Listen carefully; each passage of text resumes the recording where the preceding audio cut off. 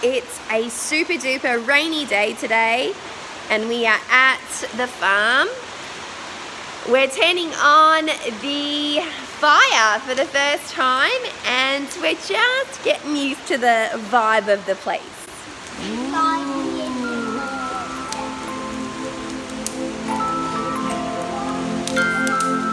Hey, you feeling there?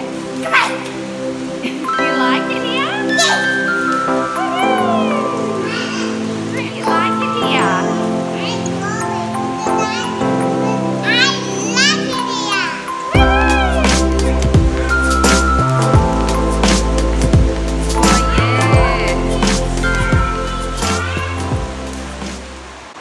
So I went into Mitre 10 today, and as a little gift to my lovely hubby, I got him a straw hat, which is just a bit of a gag gift, but I hope he does get use out of it.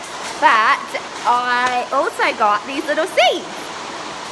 So this is carrots and cauliflower and peas and sweet corn and broccoli. And these are the things that we love to eat in our household. There's a few others, but these are the primary things that we love to eat. So we thought, you know, it's the time to start. These seeds were purchased from Southern Harvest. So they are local, they're a local company here in Tasmania. And they're relatively organic, even though they're not stamped organic. And that's something that I quite appreciate. Not everything that isn't stamped organic, you know, doesn't mean that it's not organic. And I know that if I myself grew vegetables in our 28 acres, it would be organic, but it wouldn't have the stamp.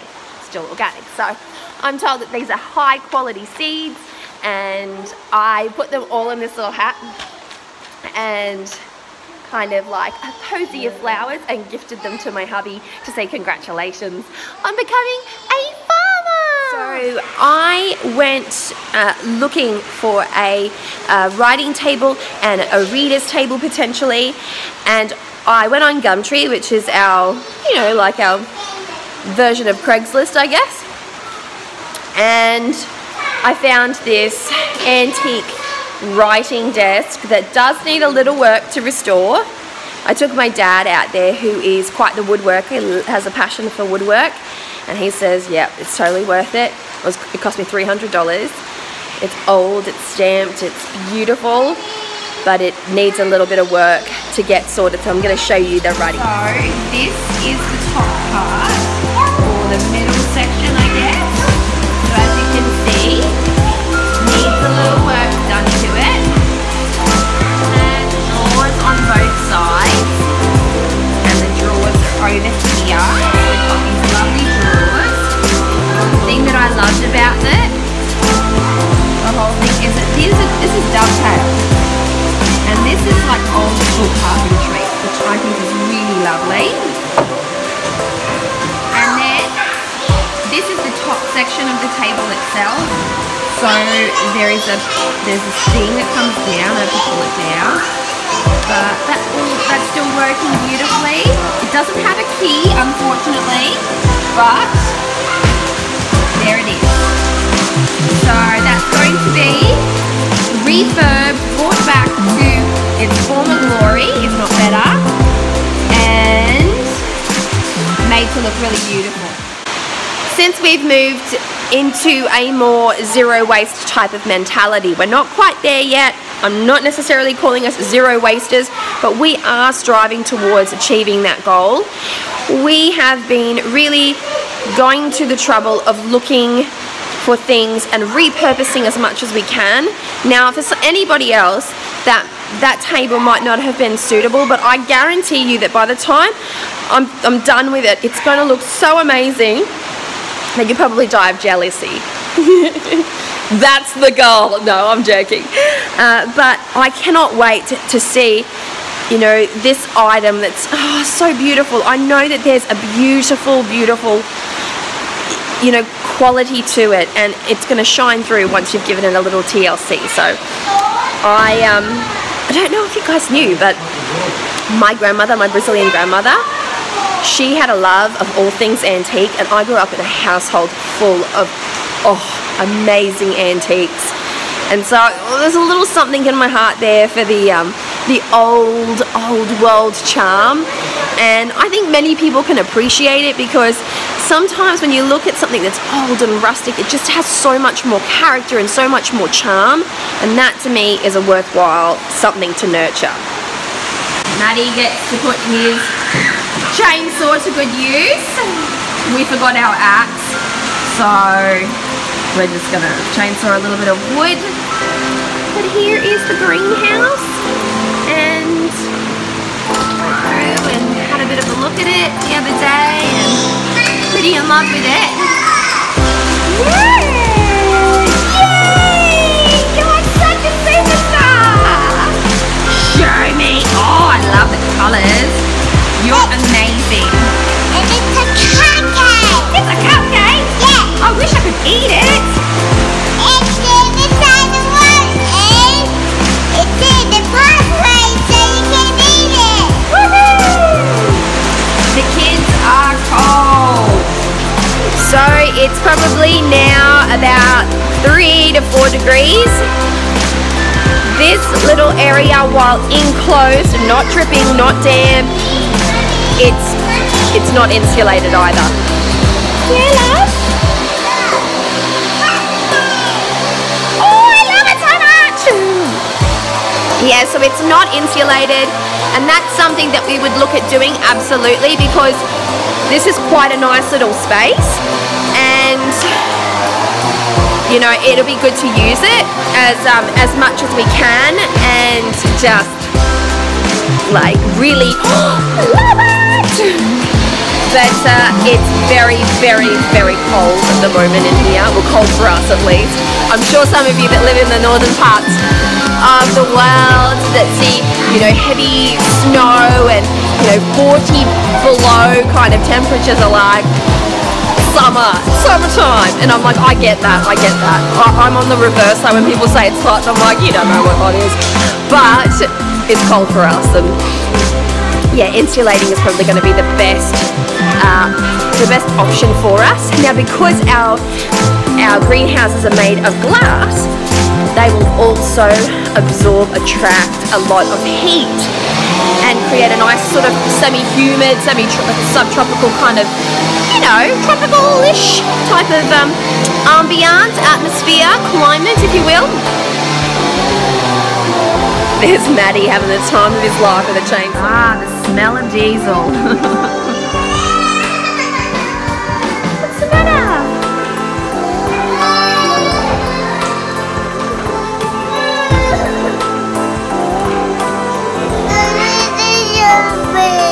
Oh, but I love you. Cuddie's with Mom. Oh, I love you, sweetie. You're so gorgeous. Mommy, look, something here. Something here, yes. Okay, so we have got a well-stocked fire. Looks a bit hectic in there. Kids are playing with fire because we're irresponsible parents, apparently. Serenity, don't put your hands in there, darling. So, Maddie, how are you feeling about the farm? Good. Yeah? Have you got any early ideas for what you'd like to do first? Just playing a few things. Yeah. Plant those seeds you got me. Yeah. And then preparation of soil. Yeah, got to do that. And also just maintain the glass frame because it's pretty old, and just want to make sure I get plenty of life out of it. Yeah. Do you want to tell everyone a little bit about the mulch workshop that you went to? Because you're going to be using a lot of that wisdom here, aren't you? Yeah, it's quite good. You just got to have a pile, ideally bigger than a metre cube, for hot compost, and you start off with layers of sticks to keep the air underneath it, and then you got to mix layers of nitrogen and carbon. Nitrogen rich things are stuff like manures, Your food scraps, seaweed, dead animals are all rich in nitrogen, grass clippings. Things that are rich in carbon are more woody material. That's newspaper and wood chips and hay, stuff that's already been broken down for a while. Yeah, okay.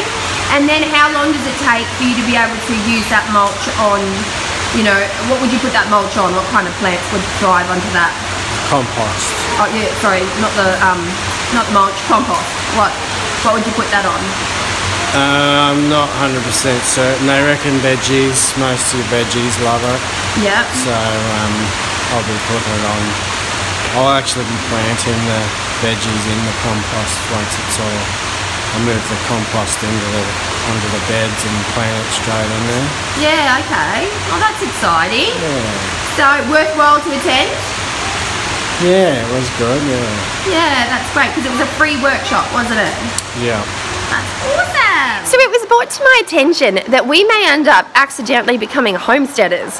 I didn't actually really understand what homesteading was, really, not really. It's not something that has ever entered into my sphere of consciousness to the extreme where I would want to look and explore what homesteading is. I've always just loved the idea of off-grid living. I've always loved the idea of, you know, self-sufficiency and sustainable living and, you know, being eco-friendly and things of that nature.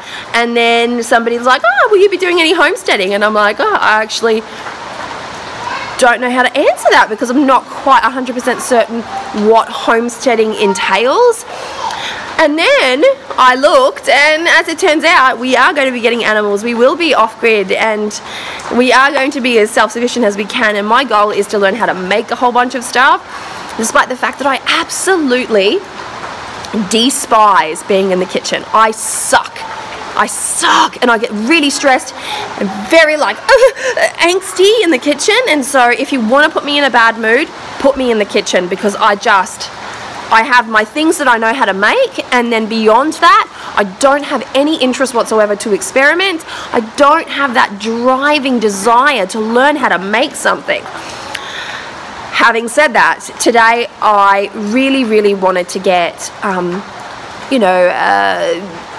muesli bars for the kids, right? They used to love their Carmen's bars, which were relatively healthy bars, but they're coated in single-use plastics. And of course, we haven't been buying things that are in these single-use plastics or limiting our purchase of these things. We fell a bit off our bandwagon when everybody was sick, and we just it was really hard. So I went out today. I pulled up the recipe that I found online that had more than 100 5-star reviews to it. I walked into my organic store. I measured everything out perfectly. I have everything that I need to make these muesli bars, and I would like to get the kids involved, and hopefully that is a success, because I think that if I can have a success this early on in the piece, that will spur me on. I will have the desire then to create more and more and be driven by a certain amount of pride. Oh look, I made these. I actually made these. You better believe that if I successfully make muesli bars, I'll be Instagramming that, because that will be a small but significant personal victory. And now you know. Now you know. Now you know why it will be a personal significant victory. So there you have it. We are going to plant some of these seeds, or all of these seeds that I bought for us, specifically for Maddie. Oh, look. It's quite wet around here, isn't it?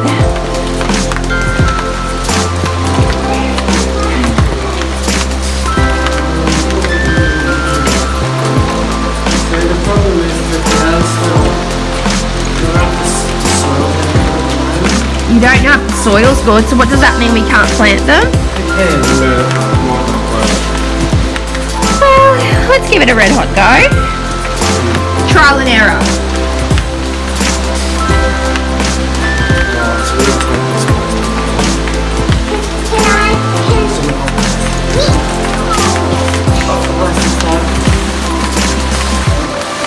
That soil's good.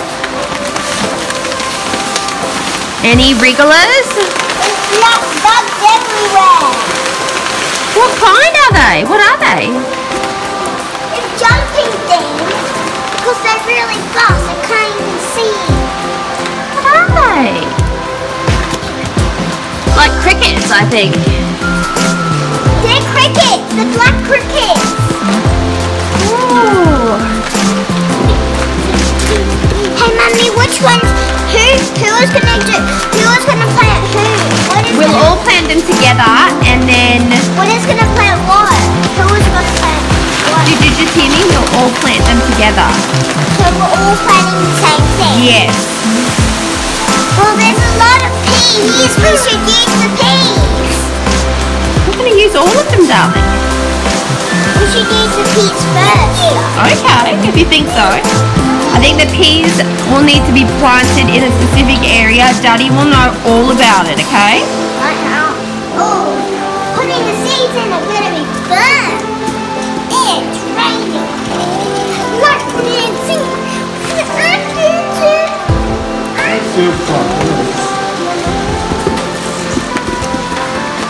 That's good.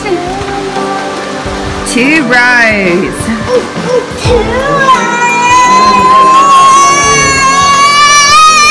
Time and then stagger them with the weight. Just Okay, yeah.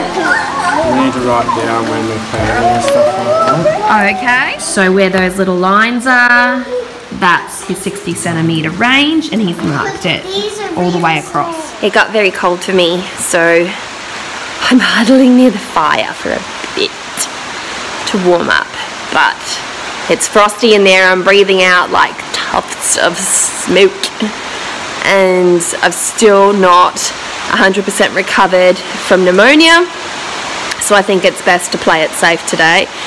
But the kids are in there having a ton of fun, and Maddie's instructing them on what to do, and our first seeds have gone into the ground. Whether or not they will succeed is neither here nor there.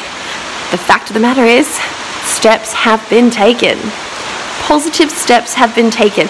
Seeds have been planted into thy ground, and hopefully with a little love and a little intention and a little good energy on this new moon, we may just get ourselves some cauliflower and some carrots and some broccoli, as those are the ones that we are able to plant. The peas will need to be soaked, the seeds, and what was the other one? The other one needed a special circumstance that made it unfit for planting today, but we will get there. The other one was corn. Yes, so we need it to be warm. So direct once weather soil has warmed. If the soil is cool, start in pots. Keep moist and warm. Needs 18 degrees Celsius to thrive. And the growing instruction for the peas: soak seeds in water for 6 to 8 hours before sowing direct to garden. Pea seed germination in cold, well-drained soil, blah, blah, blah, blah, blah. So we haven't soaked them yet, and therefore we will need to do that. So potentially tomorrow for that one.